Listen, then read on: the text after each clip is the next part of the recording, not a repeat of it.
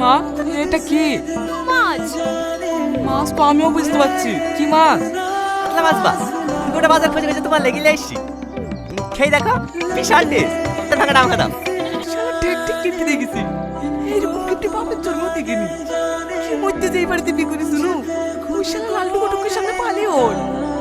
আহা, এই ডালে কাতলা মাছ, মাছের টেস্টই আলাদা। আরে বাপ, বসে কেনে খাও। বা, আপনার তো ছেলে পেলে কেই নাই, তুই তুই মেয়ে, আপনি এত কিপটি কেনে? না খেয়ে খেয়ে টাকাগুলো গুছিয়ে গিয়ে কবরে দাসবন তৈরি করবেন নাকি?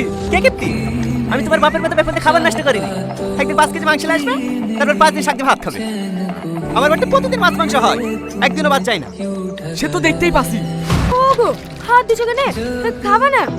না, অত বড় মাছ আমার পেটে হজম হবে না, তোমার আব্বাকেই দাও। যাও ভাই,